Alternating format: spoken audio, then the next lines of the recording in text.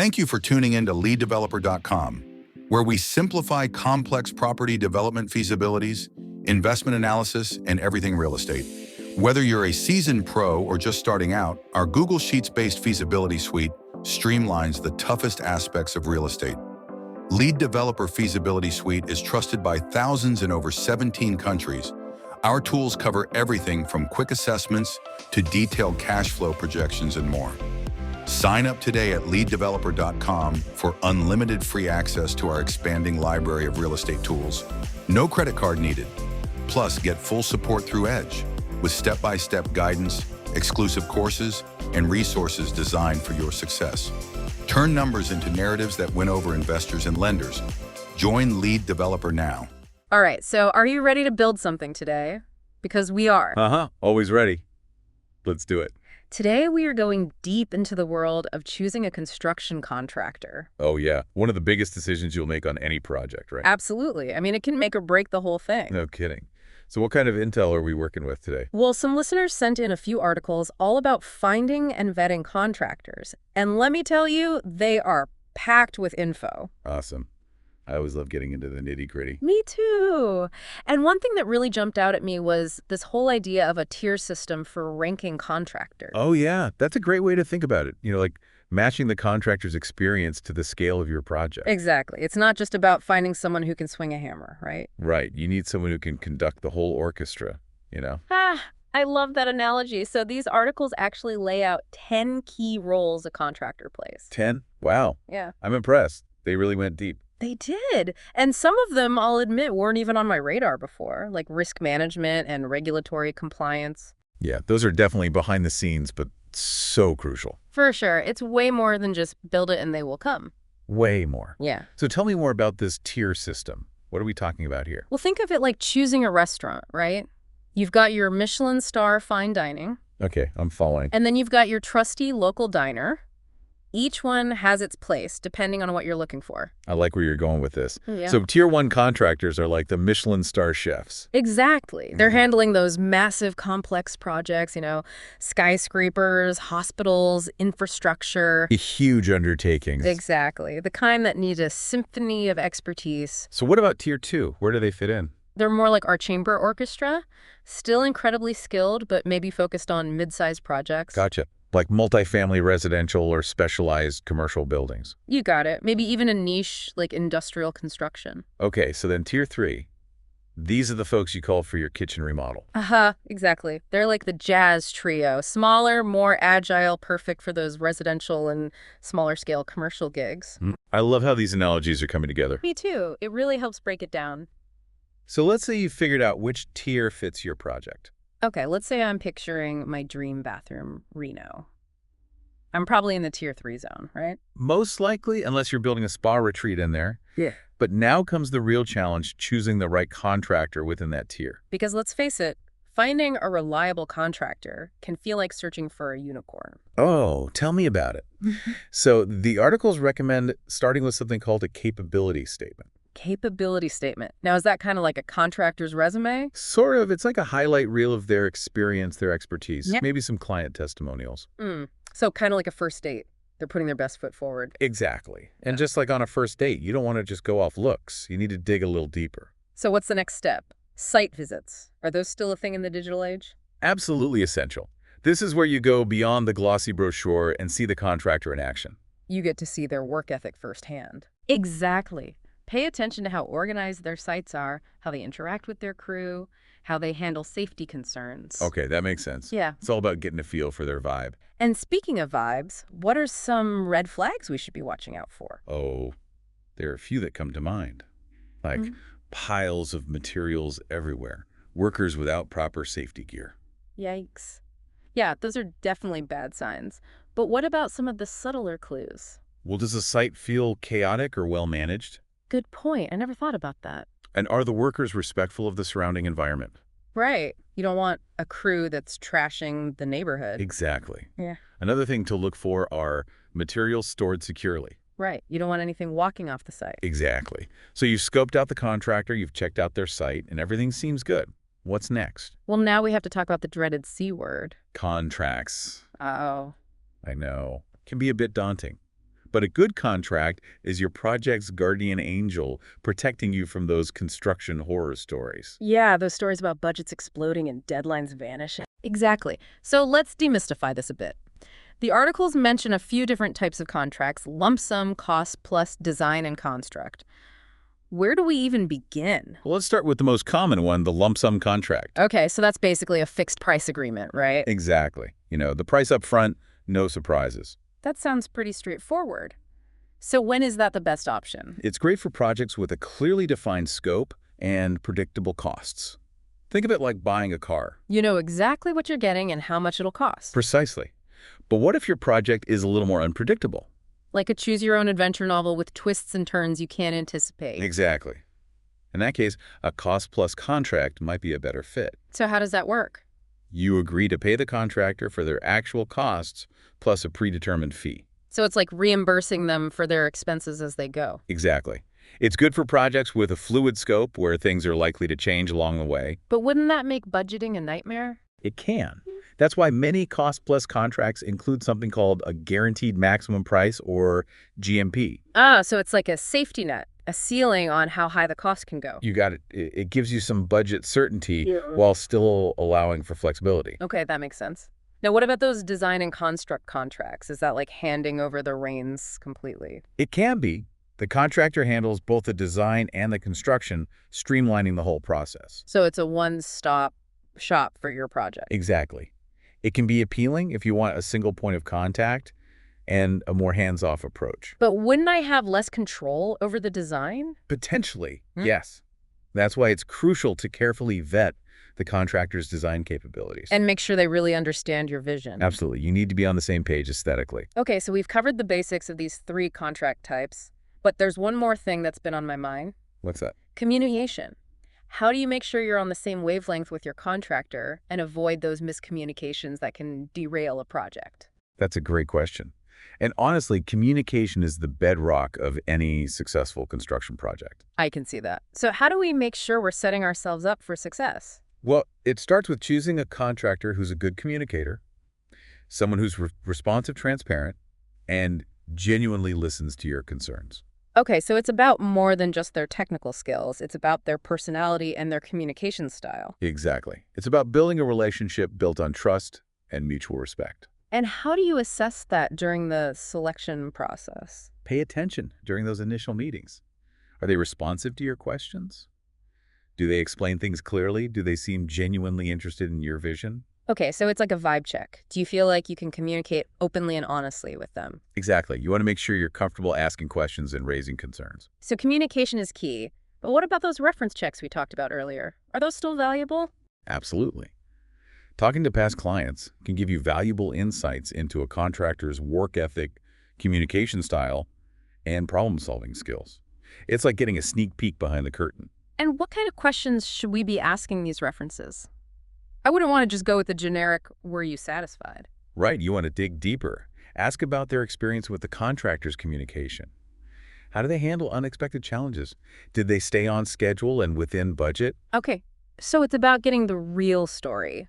The good, the bad, and the ugly. You got it. You want a realistic picture of what it's like to work with this contractor. Okay, so we've talked about capability statements, site visits, communication reference checks.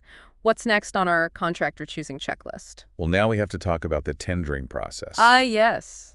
The part where things get competitive. Think of it like a matchmaking process. Yeah. You're trying to find the best fit for your project. And there are a few different approaches. Okay, so walk me through those. What are our options? Well, you have open tendering, which is like casting a wide net, inviting bids from anyone who's interested. So if I want to explore all my options and encourage competition, open tendering is the way to go. Exactly. Then there's selected tendering, where you pre-qualify a group of contractors based on their experience or reputation and invite only those select few to bid. So it's like a more targeted approach, maybe for a specialized project where you need a particular expertise. Precisely.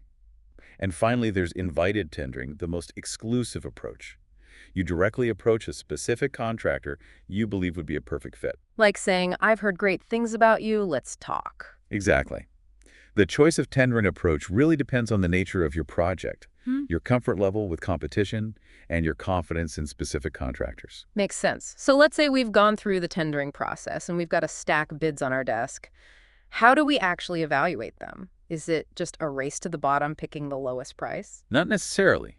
Remember, you're choosing a partner, not just a vendor. You need to consider factors beyond just the price. Think about their experience, their reputation, their communication style, and how well their approach aligns with your vision. So it's like weighing the pros and cons of a potential relationship. You're looking for more than just a fleeting attraction. Exactly. Choosing a construction contractor is a big decision with long-term implications. You want someone you can trust and rely on. This has been so insightful. I feel like I'm starting to understand the nuances of this whole process. But before we move on, there's one thing I'm still a little fuzzy on. What's that? You keep mentioning prime cost and provisional sums in contracts, and honestly, I'm a bit lost. Yes. Those are two important concepts that often trip people up. Let's unpack those in detail because they can make a big difference in your overall budget. Okay, bring on the explanations. I'm ready to dive deeper into the world of prime costs and provisional sums. Let's do it. They might sound intimidating, but once you understand them, they'll empower you to navigate your project with more confidence and avoid any financial surprises. Okay, so prime costs and provisional sums, they sound a bit mysterious. What are we talking about here? Well, they're all about those elements of a project that are still a bit fuzzy when you sign the contract. Okay, I'm intrigued. Give me an example. Okay, imagine you're renovating your kitchen and you're dreaming of this gorgeous marble countertop. Ooh, I love marble countertop. Right, but you haven't quite decided on the specific type, the veining, the finish, all those details that make it unique. Right. You don't want to rush those decisions. Exactly. So instead of a fixed price for that countertop in the contract, there'll be a prime cost allowance. So it's like a placeholder. Exactly. An estimated amount set aside for that item. Okay, but what happens if the marble I choose ends up costing more than that allowance? Then you'd be responsible for covering the difference. So it's important to have a realistic allowance from the start. Absolutely. And to stay in close communication with your contractor throughout the selection process. Make sure you're both on the same page about the potential costs. Okay, that makes sense. Okay. So prime costs are for materials that get finalized later on. What about provisional sums? What are those for? They cover work or services where the full scope or cost isn't clear up front. Okay, that sounds even more fuzzy. Give me an example. Let's say you're adding an extension to your house. The contract might include a provisional sum for the foundation work. Based on an initial assessment of the site. Exactly. But what if during excavation, they hit a layer of bedrock? Nobody anticipated that. Oh, that sounds like a costly surprise. It could be. That's why provisional sums exist, to cover those unforeseen challenges that can pop up during construction. So it's like a buffer for those just-in-case scenarios. Precisely. And just like with prime costs, if the actual cost exceeds the provisional sum, you'll likely be responsible for the difference. So it's crucial to make sure those provisional sums are based on realistic assessments of the potential risks. Absolutely. You don't want to get caught off guard. This all makes me think back to evaluating those contractor bids. You mentioned it's not just about finding the lowest number. What else should we be considering? Well, remember, you're choosing a partner, not just a vendor. Look beyond the price tag and think about their experience, their reputation, their communication style, and how well their approach aligns with your vision. Okay, let's break those down one by one. When it comes to experience, what should we be looking for? Is it just about the number of years they've been in business? It's more than just time served. You want to look for a contractor who has a proven track record in this specific type of project you're undertaking. So if I'm restoring a historic home, I wouldn't want to hire someone who specializes in building modern condos. Exactly. You need someone who speaks the language of your project. Makes sense. What about reputation? How do we gauge that? Ask around. Talk to people in the industry. Check online reviews. Look for signs that they're known for delivering quality work, meeting deadlines, and treating clients fairly. And what about communication style? How can you tell if you'll be able to communicate effectively with a contractor? Pay attention during those initial meetings. Are they responsive to your questions? Clear in their explanations, genuinely interested in understanding your vision. Okay, so it's about feeling heard and understood. Exactly. You want to feel comfortable asking questions and raising concerns. What about those reference checks? What kind of information should we be gathering from past clients? Don't just ask the basic, "Were you satisfied?" questions. Dig deeper. Ask about their experience with the contractor's communication. How did they handle unexpected challenges? Did they stay on schedule and within budget? Okay, so get the real story, the highs and the lows. Exactly. You want to know what it's really like to work with this contractor. So we've covered experience, reputation, communication. Now, what about this idea of alignment with my vision? What does that mean in the context of choosing a contractor? It's about finding someone who understands your aesthetic sensibilities, your functional needs, and your overall goals for the project. So they get excited about your ideas. Exactly. They offer suggestions that enhance your vision, not try to steer you in a direction you're not comfortable with. You don't want someone who's going to impose their own style on your project. Exactly. It's a collaborative process. Yeah. You want a contractor who respects your input and works with you to achieve the best possible outcome. And speaking of collaboration, let's talk about the tendering process again. You mentioned different approaches, each with its own pros and cons. Can you walk me through those again? Of course. Remember, it's about finding the best fit for your project. Open tendering is like casting a wide net, inviting bids from anyone who's interested. Okay, so open tendering is for when you want to see what's out there and potentially uncover some hidden gems. Exactly. Yeah. Then there's selected tendering, where you pre-qualify a group of contractors based on specific criteria, like their experience in a particular type of construction or their reputation for sustainability. So it's a more targeted approach? Precisely. Yeah. And finally, there's invited tendering, the most exclusive approach. Yeah. You directly invite a specific contractor to bid based on a trusted relationship or a stellar reputation. So you're basically saying I've handpicked you for this project. Exactly. The choice of tendering approach really depends on your project, your comfort level with competition, and your confidence in specific contractors. Okay, so we've chosen our tendering approach. We've got a stack of bids. Now, how do we actually evaluate them? First and foremost, read those bids carefully. Pay attention to the details, the scope of work materials, timelines, payment schedules, everything. Make sure it aligns with what you outlined in your tender documents. Okay, so don't just skim them. Right. You want to understand exactly what each contractor is proposing. What about their proposed methodology? Should we be looking at that? Absolutely. The methodology outlines how they plan to execute the project, their approach to scheduling, resource allocation, quality control, risk management. It's like a roadmap for their process. So it gives you insights into their organizational skills and their problem-solving strategies. Exactly. And don't be afraid to ask questions. If something is unclear, reach out to the contractor for clarification. It's better to get those questions answered up front than to have surprises later on. Absolutely. Now, another crucial thing to consider is the contractor's safety record. Oh, right. Safety first. What should we be looking for here? Well, you want to look beyond the basics, beyond just asking if they have a safety plan. So what are some of the deeper questions we should be asking? Ask about their experience modification rate, or EMR. It's a measure of their safety performance compared to the industry average. A lower EMR indicates a better safety record. Okay, good to know. What else? Ask about their safety training programs for employees. Are they comprehensive and up-to-date? Do they conduct regular safety meetings and site inspections? And what about their approach to hazard identification and risk mitigation? Are they proactive in identifying potential problems and preventing accidents? Excellent questions. You want a contractor who is constantly thinking about safety, who has a culture of safety embedded in their operations. So a strong safety record is not just about checking boxes. It's about having a mindset that prioritizes the well-being of everyone involved. You got it. A contractor who prioritizes safety cares about their workers and the quality of their work. This is all so helpful. I'm starting to feel like I can really assess a contractor's commitment to safety. That's great to hear. Remember, choosing a contractor is a big decision. Yeah. You want to feel confident that they're going to prioritize safety every step of the way. Okay, we've covered so much ground today. From the nitty-gritty of prime costs and provisional sums to the importance of experience, reputation, communication, and safety, I feel like I'm armed with a whole new toolkit for choosing the right contractor. That's fantastic. And remember, building a successful project is about more than just finding the right contractor. It's also about building a strong relationship with them. So communication and collaboration are key. Absolutely. Open, honest, and frequent communication is essential for building trust, managing expectations, and resolving any issues that may arise. Because let's face it, even with the best intentions, things don't always go according to plan. That's true. So it's important to have a plan in place for handling disagreements. Like what? Many contracts include a dispute resolution clause that outlines the process for handling disagreements. This might involve mediation or arbitration. So there's a framework in place for resolving conflicts. Exactly. It helps prevent disagreements from escalating into costly and time-consuming legal battles. Okay, good to know. So we've got communication, collaboration, and a plan for dispute resolution. What else should we keep in mind as we embark on this contractor choosing journey? Well, remember that at the end of the day, you're not just hiring a company, you're hiring people. That's a good point. We've talked a lot about experience, expertise, communication.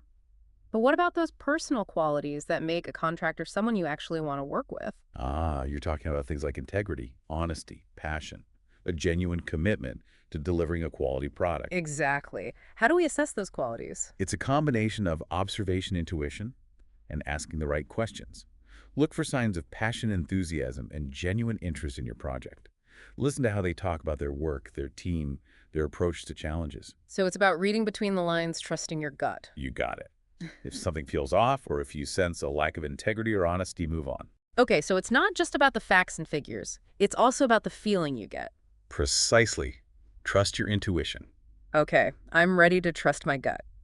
But before we wrap up, there's one question that's been nagging at me throughout this whole conversation. With that, If you had to give one piece of advice, one golden nugget of wisdom, what would it be?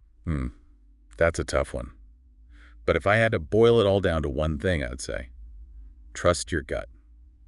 Okay, so trust my gut. Got Yeah. it. Easy enough. But what do you really mean by that? It means you can do all the research in the world. Mhm. You can analyze contracts, compare bids talk to past clients. But ultimately, you have to go with your feeling. So it's not just about the facts and figures. It's about that gut feeling you get when you meet a potential contractor. Exactly. Does the contractor seem like someone you can trust? Someone who's genuinely invested in your project? Do they listen to your concerns? Do they answer your questions honestly? So it's about more than just their qualifications. It's about their character. Precisely. You want someone who's competent, of course. But you also want someone who's honest, transparent, and easy to work with. Someone who shares your vision. Exactly. So pay attention to that gut feeling. Mhm. If something feels off or if you have any doubts, don't ignore them. Don't be afraid to walk away. Exactly. There are plenty of fish in the sea or contractors in the phone book, I guess. Aha, that's a good one. Okay, so trust my gut. I'm getting it. It's like when you meet someone for the first time, you just know if there's a connection or not. Precisely. And that same principle applies to choosing a contractor. You want to feel good about the person you're hiring. You want to feel like you can trust them with your dream project. This has been so eye-opening. I never realized how much goes into choosing the right contractor. It's not just about finding the lowest bid or the most experienced company. It's about finding the right fit, the perfect blend of skills, experience, and personality. Someone who can bring your vision to life. Exactly. Someone who understands your needs, your style, your budget, Someone you can trust to guide you through the whole process. and who will be there to celebrate with you when it's all done. This whole conversation has been so valuable. Thank you for sharing your expertise with us. My pleasure. It's always rewarding to help people navigate the world of construction. And to all our listeners out there, remember, choosing the right contractor is one of the most important decisions you'll make on your construction journey. So do your research, ask the right questions, and most importantly, trust your gut. Happy building, everyone.